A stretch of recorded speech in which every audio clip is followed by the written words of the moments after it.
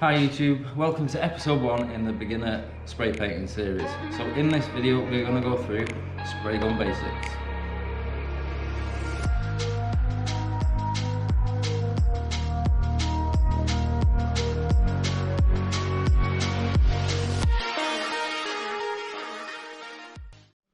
Okay, so here we have the Segola 4600 Trophy Truck Limited Edition. This is a DVR titanium gun.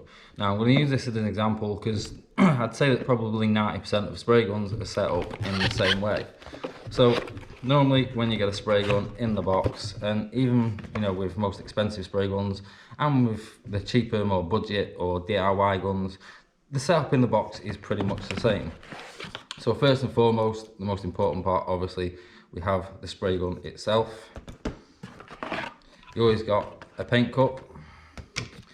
Also, normally you've got an instruction manual, a tool for removing all the parts, and normally in a gun you normally have a few little accessories like a little bit of a cleaning kit or something like that in there as well. Now obviously that does sometimes vary depending on the brands and on the spray guns. Every brand and every different manufacturer has a few little different bits in the box.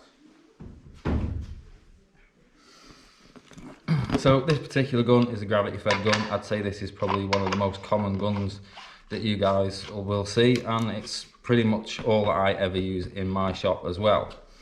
So as far as the actual basics of a spray gun goes, I mean, as far as that is now, that is together.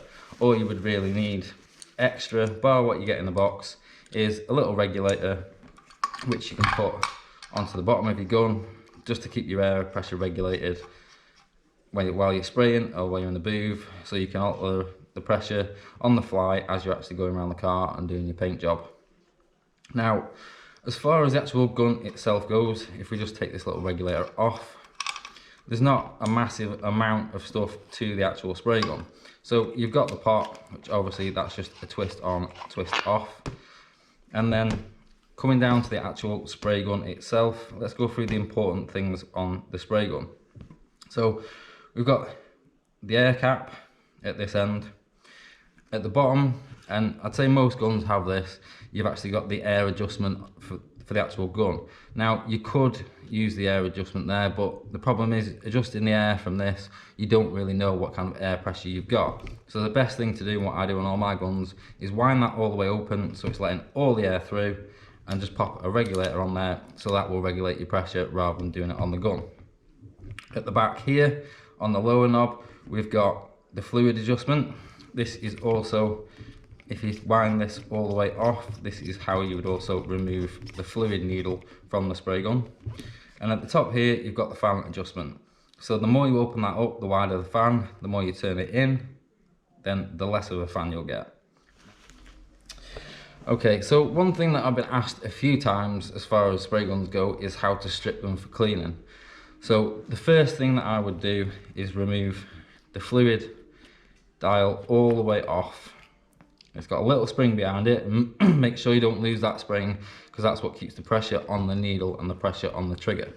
So now you've removed that, just simply one push on your trigger will then push the fluid needle out. So then we can remove the fluid needle itself.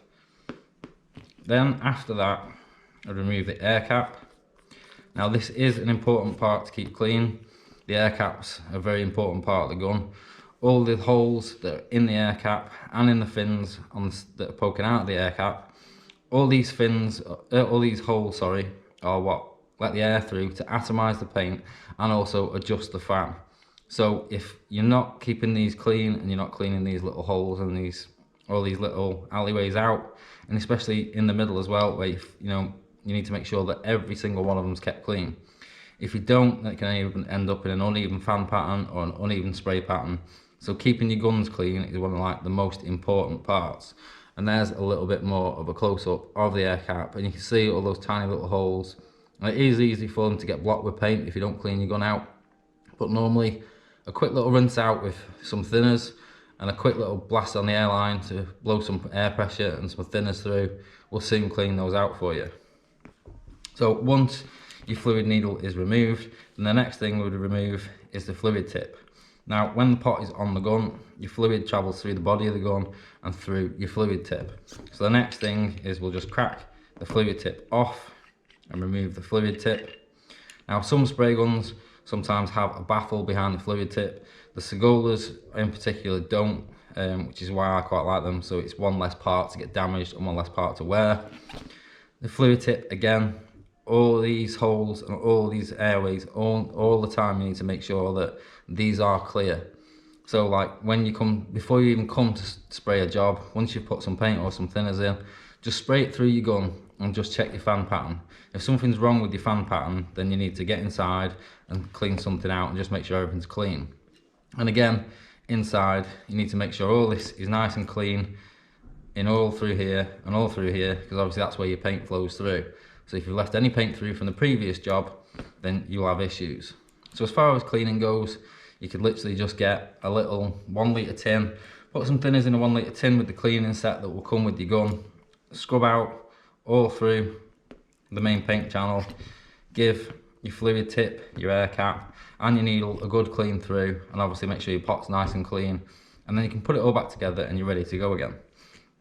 Now as far as rebuild, personally I always put the fluid tip in first. Now one thing that you don't want to do is over tighten that. It only needs a little bit of a nip just to make sure that it's on.